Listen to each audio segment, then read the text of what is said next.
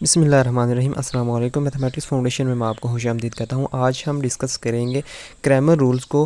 Cramer rule जो है एक बड़ा इंपॉर्टेंट रूल है और इसका एक क्वेश्चन लाजमी आता है पेपर में। ये 9th क्लास की बुक है, 1.6 एक्सरसाइज है। और इसका जो इस एक्सरसाइज में जो पहला क्वेश्चन है उसमें लिखा है use matrices if possible to solve following system of linear equations by. कहते हैं कि मैट्रिक्स को इस्तेमाल करके, यानी कि ये जो इक्वेशनें दी हुई हैं इनको मैट्रिक्स में चेंज कर दें। इनको मैट्रिक्स में चेंज करके आपने अगर पॉसिबल है, यानी कि अगर आप इनका सॉल्यूशन फाइंड कर सकते हैं, अगर पॉसिबल है तो फिर फाइंड करें कि किस किस तरीके से फाइंड करें। द मैट्रिक्स इन्वर्जन मेथड से फाइंड करें इनका सॉल्यूशन, और द क्रैमर रूल के ज़रिए से इनको हल करना अपने। तो आज हम डिस्कस करेंगे क्रैमर रूल को, ठीक है। तो क्वेश्चन नंबर 1 है, इसको हम लिखते हैं इधर। पार्ट नंबर 1 जो है उसमें लिखा है ये सिस्टम ऑफ इक्वेशन क्या है, 2x - 2y = 4। और दूसरी इक्वेशन है 3x + 2y = 6। यानी कि ये वाला क्वेश्चन हम करने जा रहे हैं। तो इसको हमने सॉल्व करना है बाय यूजिंग क्रैमर रूल। सबसे पहला काम हमने करना है कि इस सिस्टम ऑफ इक्वेशन को, यानी कि एक से ज़्यादा जब इक्वेशनें आ जाती हैं तो वो एक सिस्टम ऑफ इक्वेशन बन जाता है, ठीक है। तो ये दोनों इक्वेशनें मिल के क्या बनाती हैं, एक सिस्टम ऑफ इक्वेशन। तो चले हम इसको नहीं डिस्कस करते, हमने तो क्रैमर रूल को डिस्कस करना है, ठीक है। तो पहले इस सिस्टम ऑफ इक्वेशन को हम मैट्रिक्स फॉर्म में चेंज करेंगे। उसने खुद बोला हुआ कि किस फॉर्म में आपने चेंज करना है, यूजिंग मैट्रिसेस। मैट्रिक्स को मैट्रिक्स की शक्ल में इसको पहले चेंज करके फिर हमने इसको क्रैमर रूल के ज़रिए सॉल्व करना है। तो सबसे पहले हमने क्या करना है, इनकी तरतीब बिल्कुल ठीक है, यानी पहले एक्स है फिर वाई है, फिर एक्स है फिर वाई है, यानी कि तरतीब दोनों इक्वेशनों की ठीक है।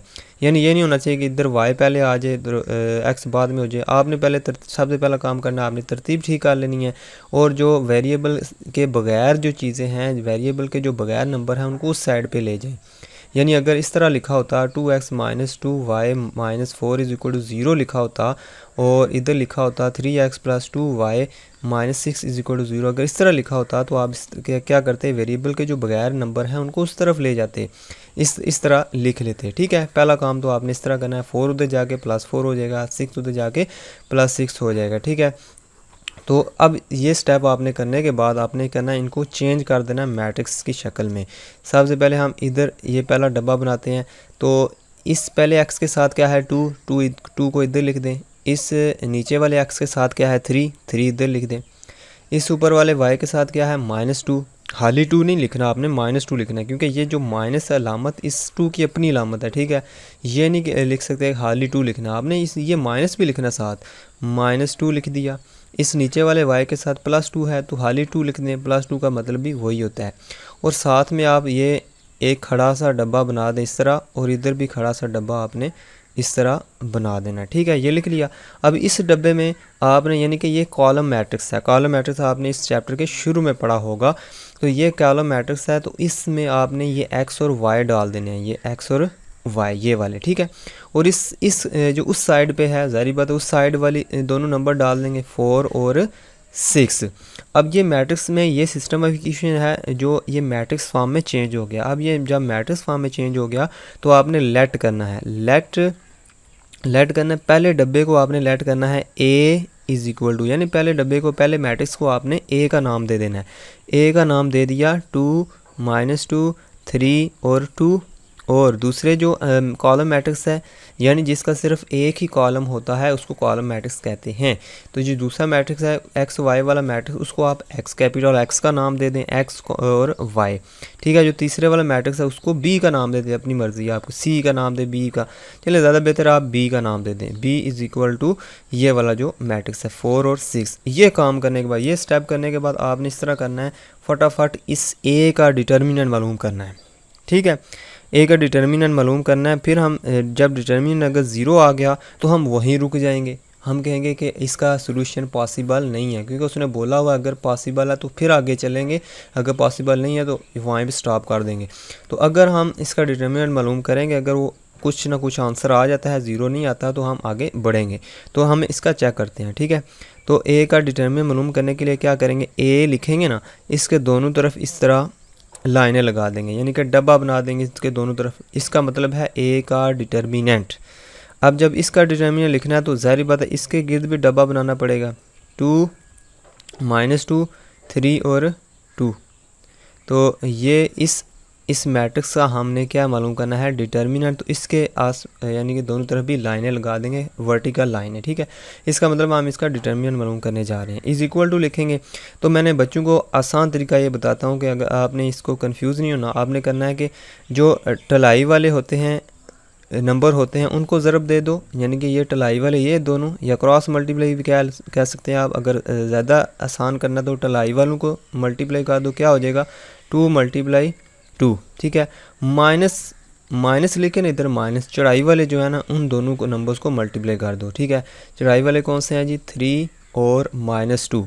खाली 2 नहीं लिखना, -2 भी लिखना। और अगर माइनस आ जाए तो ब्रैकेट भी साथ लगा दें, तो गलती के चांस बिल्कुल ख़त्म हो जाते हैं, ठीक है। तो अगर आप इधर ब्रैकेट नहीं लगाएंगे तो माइनस माइनस कैसे लिखेंगे आप, इस तरह आपने ब्रैकेट भी लगानी है, ठीक है। तो अब इज़ इक्वल टू लिखते हैं, 2 2 ज़ार 4 हो जाएंगे, और ये माइनस माइनस क्या हो जाएगा, प्लस हो जाएगा, 3 2 ज़ार 6 हो जाएंगे, 6 × 4 करेंगे तो कितने हो जाएंगे, 10। अब मुझे बताएं क्या 10 ज़ीरो है, नहीं बिल्कुल नहीं, 10 ज़ीरो तो नहीं है, 10 तो 10 होता है। इसका मतलब है ये ज़ीरो नहीं है, नॉट इक्वल टू ज़ीरो लिख देना आपने। अगर ये ज़ीरो नहीं है तो इसका सोल्यूशन पॉसिबल है, तो हम आगे चल सकते हैं, आगे हम बढ़ेंगे, ठीक है ना। अब हम क्रैमर रूल के ज़रिए इसको हल करेंगे। यहाँ तक तो सिंपल तरीका है, क्रैमर रूल अब शुरू होगा, ठीक है। अब ए वाला सादा डब्बा आपने बना दिया। ए वाला जो सादा डब्बा, मैं आपको समझाऊंगा सादा डब्बा मैं इसलिए कह रहा हूँ कि अभी मैं कुछ इसके साथ लगाने लूँ, एक्स भी लगाऊंगा, वाई भी लगाऊंगा, ठीक है। ए का वाला सादा डब्बा, इसका आंसर क्या आया है, 10 आया है, ठीक है। चलो मैं इसको अलहदा लिख लेता हूँ। ए वाले का सादा जो डब्बा है उसका आंसर 10 आया है। अब मैं क्रैमर रूल के ज़रिए अगर इसको हल करना है तो सबसे पहले मैं लिखूँगा AX इसका डब्बा, ठीक है। चलें पहले मैं खाली AX लिख देता हूँ।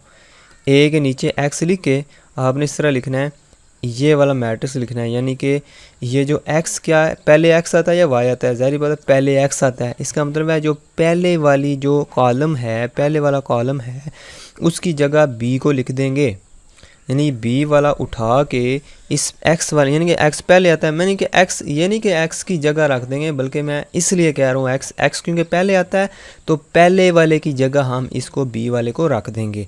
तो अब देखो ये a है, ठीक है, b क्या है हमारे पास, b है 4 और 6, तो इस पहले वाले की जगह मैं 4 और 6 रख देता हूँ, 4 और 6, ठीक है।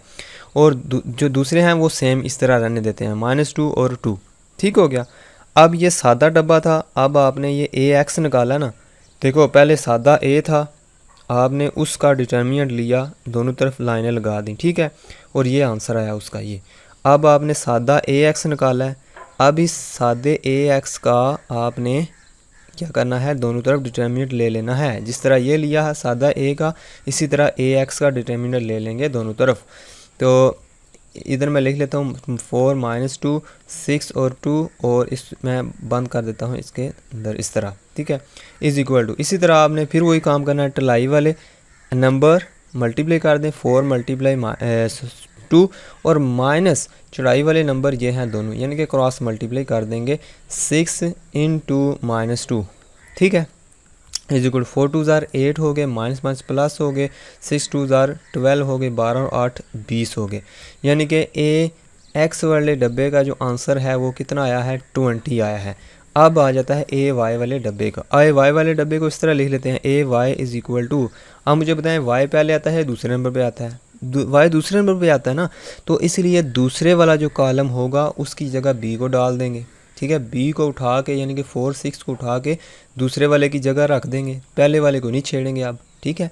आपने ये नहीं कर देना कि इसकी जगह रख देना, क्योंकि ये तो AX है ना, आपने A को देखना है, B और A को देखना है। B वाले को उठा के आपने A वाले के दूसरे जो कॉलम है उसकी जगह रख देना है। तो हम इधर लिखेंगे AY, तो इधर क्या था 2 3 2 3, इसी तरह लिखेंगे 2 3, और B क्या है 4 6, तो इसकी जगह हम 4 6 लगा देते हैं, 4 और 6, ठीक है। अब हम इधर लिख देते हैं दिस इम्प्लाइज दैट। अब इसको भी हमने क्योंकि डब्बे मालूम करने हैं हमने इनके, अब AY का डिटर्मिनेंट मालूम कर लेंगे, AY के दोनों तरफ इस तरह लाइनें लगा देंगे, और इसी तरह इसके दोनों तरफ भी लाइनें लगा देंगे इस तरह, 2 4 3 6, इस डिटर्मिनेंट के 4 और 3 6 इसके गिर्द भी डब्बे लगा देंगे, यानी कि लाइनें लगा देंगे। तो ये टलाई वाले कौन से हैं जी, 2 और 6, तो 2 मल्टीप्लाई 6 माइनस चढ़ाई वाले कौन से हैं जी, 3 और 4, तो 3 मल्टीप्लाई 4 कर दो इज इक्वल टू 6 2 ज़ार कितने हो गए 12 माइनस 4 3 ज़ार 12, तो ये तो ज़ीरो हो गया। ठीक है, अब इसका आंसर क्या आया है, ए वाई, इस डब्बे का आंसर क्या है, ज़ीरो आया है। अब हम असल जो है ना आंसर अब निकालेंगे। अब हम लिखते हैं एक्स की वैल्यू कैसे निकालेंगे। एक्स की वैल्यू इस तरह निकालेंगे कि ए एक्स वाला डब्बा डिवाइडेड बाई ए का सादा डब्बा। समझ आ रही है, मैं देसी तरीके से आपको समझा रहा हूँ कि ए एक्स वाला डब्बा, उसका आंसर लिखना आपने इसी जगह, और सादे वाले का आंसर आपने इधर लिखना है। ए एक्स वाले का आंसर क्या आया था, ए एक्स वाले डब्बे का आंसर आया था 20, इसकी जगह 20 लिख देंगे डिवाइडेड बाई, और सादे ए का आंसर क्या आया था, सादे ए वाले डब्बे का आंसर 10 आया था, तो इसकी जगह हम 10 लगा देंगे। 0 0 से कट गया, 2 के नीचे 1 हो तो 2 ही होता है वो, तो x की वैल्यू क्या आई है, x की वैल्यू आई है 2। ठीक है, अब y की वैल्यू कैसे निकालेंगे, ज़ाहिर बात है इधर y लगा देंगे, a y वाला डब्बा लगाएंगे, नीचे a सादा डब्बा वही रहेगा। a y वाला आंसर क्या आया था, 0 आया था, 0, इसकी जगह 0 लगा देंगे, डिवाइडेड बाई a सादा डब्बा उसकी जगह 10 है, तो जिसके ऊपर 0 हो तो वो 0 ही होता है, तो y की वैल्यू क्या आई है 0, तो x की वैल्यू भी आ गई है और y की वैल्यू भी आ गई है।